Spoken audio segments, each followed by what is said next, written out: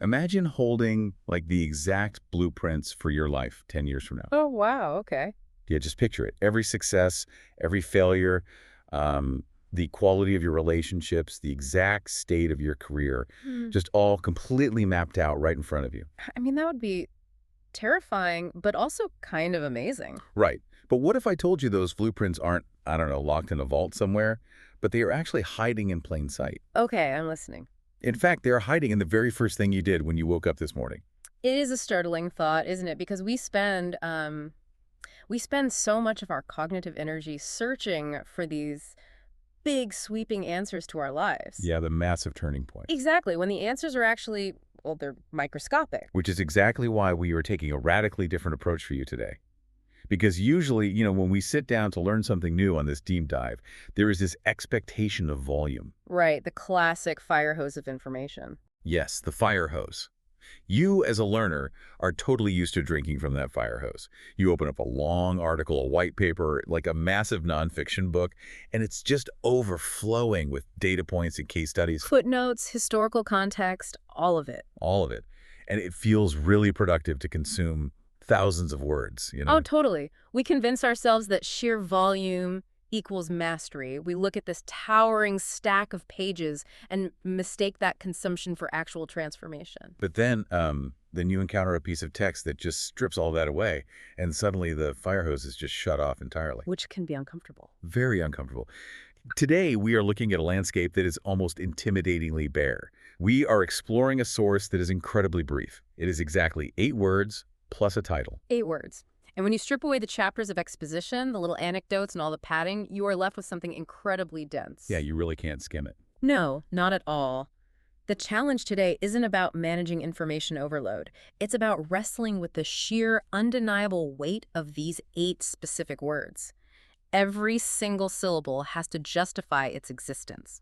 Which means we have to treat this text not as like a casual quote you'd see on social media, but as a rigorous philosophical thesis. Absolutely. Okay, so let's unpack this. The text we are examining today is an excerpt from a work titled Architects of Tomorrow.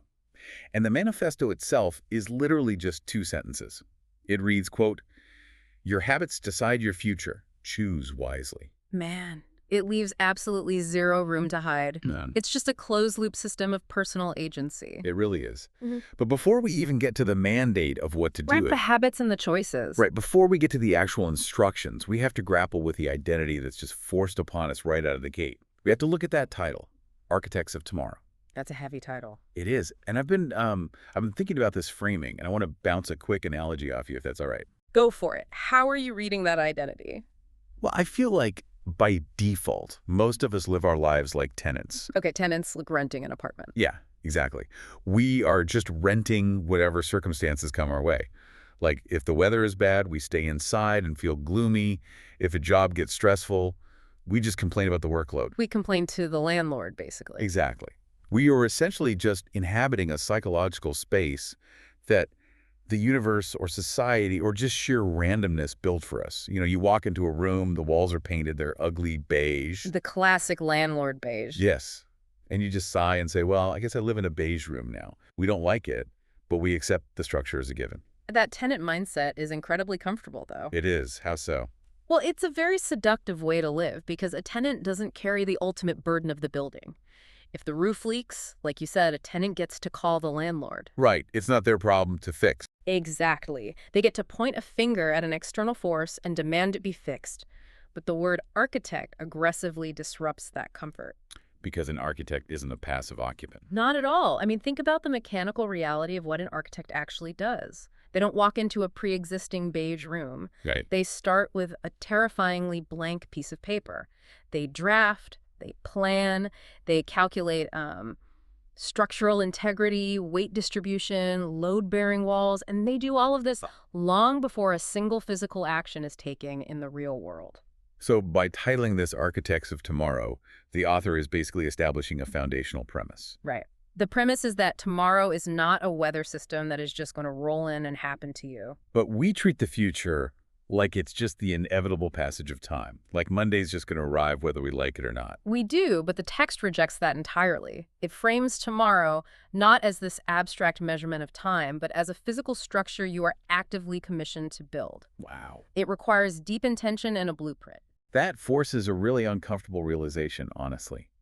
Because it takes tomorrow out of the realm of the abstract and turns it into a literal construction site. Yes. You aren't walking into tomorrow, you are building it. And with that immense agency comes total accountability. Like, if the roof caves in on my future, I'm the one who drew up the plans. I can't blame the landlord anymore. Which is exactly why the tenant mindset is so pervasive. It shields us from accountability. But the text demands that you recognize your own power. You are not a victim of tomorrow, you know. You are its creator. Okay, but if we possess that much architectural power, what are the actual bricks we are laying? We have to build this structure with something. Right. You need materials. And that brings us directly into the first sentence of the excerpt. Your habits decide your future.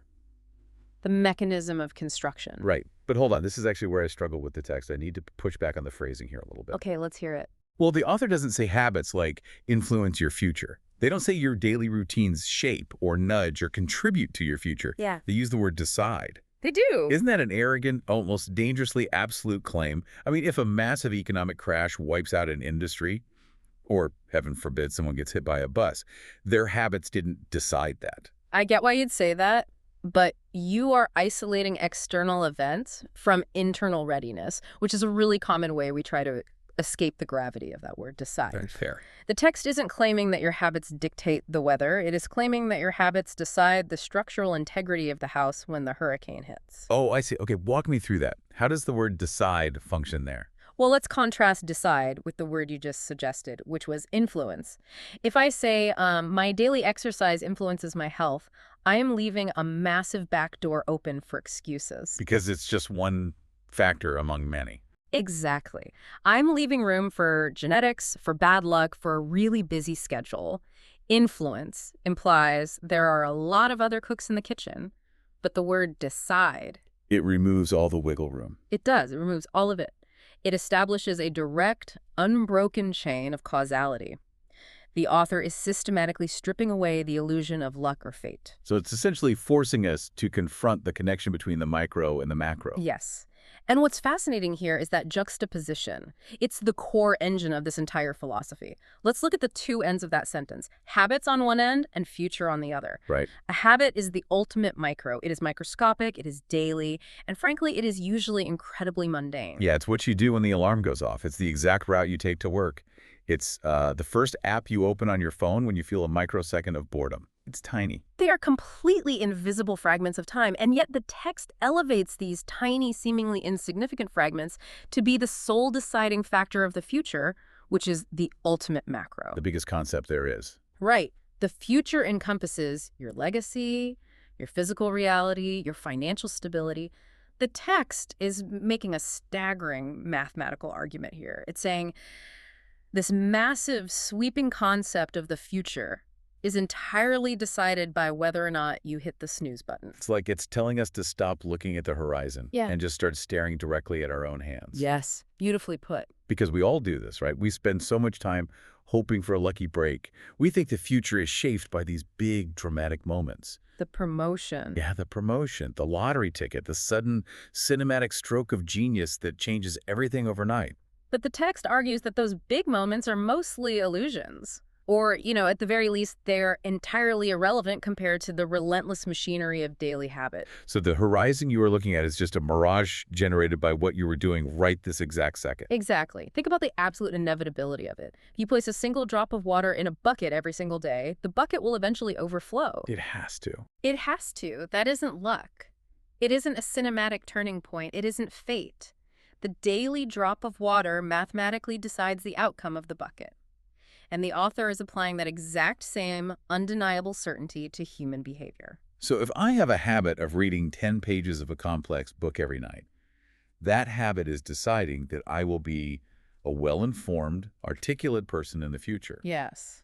It's not a hope I hold, it's a calculated trajectory. Exactly the same way a structural engineer calculates that a steel beam will hold a certain amount of weight. Wow. And the terrifying part is that the mechanism works flawlessly in both directions. Oh, right, because of bad habits. Right. If you have a habit of avoiding difficult conversations, that habit is actively deciding the future fragility of your relationships.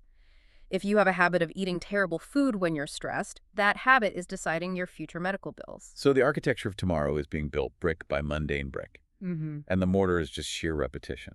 Which brings us to the ultimate friction point of the text, I think.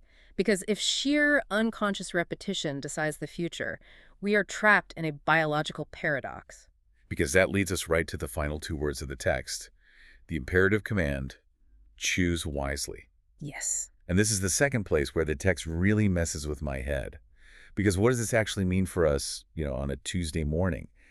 Aren't habits, by their very biological definition, unconscious? They are. The brain literally automates repetitive tasks to conserve cognitive energy. Right. It's tying your shoes without looking at the laces. It's pouring the coffee while your brain is entirely focused on a meeting you have in an hour. Your basal ganglia takes over. Exactly. The basal ganglia takes over so your prefrontal cortex can deal with new threats or complex thoughts. Yeah. So how on earth do we actively choose something that biology designed to be completely automatic? You've just hit on the most exhausting demand this text makes. Choose wisely is a violent collision of two opposing concepts. It feels like an oxymoron. It does, but the author understands the exact biological reality you just outlined. They know habits are designed to be invisible, and that is precisely why placing the word choose right next to it is so jarring. It's asking us to override our own operating system. Completely. It's demanding that we be hyper-aware of our autopilot. It is forcing you to wake up, Uh-huh. to drag those automatic energy-saving behaviors out of the shadows and back into the harsh light of conscious decision-making. You know what it reminds me of? It reminds me of driving on a really long, boring stretch of highway. Oh, yeah. You've been on the road for like 4 hours, you zone out completely, and suddenly you realize you have absolutely no memory of the last 10 miles. Highway hypnosis. It's terrifying. It is. And that state of zoning out, that's the habit. Your brain is driving the car, but you aren't present. To me, the command choose wisely acts like the rumble strip on the shoulder of the highway. Oh, the intense vibration that shocks you awake. Yes, you drift too far into autopilot. You hit the rumble strip, and the violent shaking forces you to grab the steering wheel and actively decide to get back in the lane. That is a brilliant way to visualize the cognitive friction required here. The author knows that if you do not actively choose, you will still have habits. Right, you can't just opt out of having them. You cannot escape having habits. The human brain is a habit-forming machine. It will construct them relentlessly. But if you don't actively, consciously choose them, they will be chosen for you. By what? By your environment, your impulses, or just the path of least resistance. And the path of least resistance rarely leads to a masterpiece of architecture. Never. Like, water flowing down the path of least resistance creates a swamp, not a skyscraper. Never a skyscraper. And this is where the final word, wisely, acts as the ultimate filter. Wisely implies that there are inherently foolish choices being made if we aren't paying attention. It forces a value judgment. It does. It forces us to acknowledge a spectrum of value in our daily actions. In context of our architect metaphor, some bricks are structurally sound and some bricks are made of sand. Okay, so if I am just scrolling endlessly on my phone because I feel a tiny pang of social anxiety at a party, that is a habit. Yes, it is. My brain constructed it to soothe me. But it wasn't chosen wisely, it was just adopted passively. It's like I let a completely random, unqualified passerby lay a brick of sand in the foundation of my house. And if you let enough random impulses lay bricks of sand, the entire structure of your tomorrow will eventually collapse under its own weight. Just because of sheer structural failure. Exactly. Yeah. Choose wisely asks you to audit every single repetition. It demands that you stop in the middle of a completely mundane action and ask, is this action, right now, worthy of being repeated 1,000 times? Because if it's repeated 1,000 times, it decides the future. And if the action is not worthy of that repetition, you must consciously intercept it. You must dismantle that sandy brick and intentionally choose a solid one. But that requires an almost exhausting level of self-awareness. I mean, to constantly audit your own automatic behaviors, to never let yourself just coast on autopilot. It is exhausting, but that loops us perfectly back to the beginning, to the title of the text. Right. Architects of Tomorrow. Being an architect is exhausting, difficult, high-stakes work. It takes far more energy to calculate load-bearing walls than it does to just sit in a beige room and complain about the paint. It's the ultimate trade-off, isn't it? It is exhausting, but it's also the ultimate source of absolute freedom. Yes. If your habits decide your future, and you have the power to consciously choose your habits, then you possess the absolute power to choose your future. The logic is just a perfectly closed loop of empowerment. It systematically removes every single excuse we have ever used to justify our current circumstances. No more blaming the landlord. None. If you are unhappy with the architecture of your present, you just have to look at the daily, mundane choices you made in your past. The author compresses a lifetime of complex philosophical inquiry into those final two words. Choose wisely. Because it isn't a one-time decision. No, it is an ongoing, lifelong commission. Man. Yeah. Let's synthesize this journey for everyone listening, because the ground we've covered from just these 8 words is staggering. It really is. We started with the jarring identity of a builder. The text declares us architects of tomorrow, forcing us to abandon our comfortable, passive tenant mindset. We are thrust into a role of active creation and terrifying responsibility. Yeah, we are handed a blank piece of paper and told that the structure of tomorrow rests entirely on our shoulders. Right. And then we discovered the brutal mechanism of how that structure is actually built. We realize that our daily, mundane, seemingly invisible actions are the sole deciders of our fate. Quote, your habits decide your future. We completely stripped away the illusions of luck, fate, and, just waiting for the horizon to arrive. There is only the absolute mathematical certainty of our daily routines compounding over time. The micro relentlessly dictating the macro. The daily drop mathematically filling the bucket. Yep. And finally, we confronted the biological paradox of taking conscious control of an automatic process. Choose wisely. We realized that we have to be the rumble strip in our own lives. We have to wake up from the autopilot. Exactly. Drag our unconscious behaviors into the harsh light of awareness and intentionally select the structurally sound bricks that will build the tomorrow we actually want to inhabit. If we bring this all back to you, the listener, this is exactly why doing a deep dive on a mere 8 words is so critical. Yeah, why it matters. Because as someone who is constantly seeking knowledge, you are likely bombarded by complex life strategies, thousands of self-help theories, productivity hacks, endless streams of data. It is so easy to get lost in the noise. It is, but understanding this specific framework is the ultimate shortcut. It really just cuts through everything. It boils the entire complexity of the human experience down to a single, inescapable daily metric. Are you actively choosing the repetitions that build the structure you want to inhabit? It leaves you with nothing but the mirror of your own actions. It makes everything terrifyingly simple, but definitely not easy. The brevity of the text is its ultimate weapon. It really is. Which brings us to the end of our deep dive today. We've unpacked the blueprint, we've weighed the bricks, and we've analyzed the mortar. We have. But before we let you go, I want to leave you with one final lingering question to mull over on your own.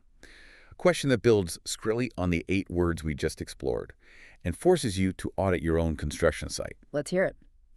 If every single habit is a definitive mathematical vote for the future you are architecting, I want you to look at the very last habit you engaged in before pressing play on this deep dive. The way you sat down, the way you checked your phone, the way you handled a moment of free time. If you had to choose wisely, would you lay that exact same brick tomorrow?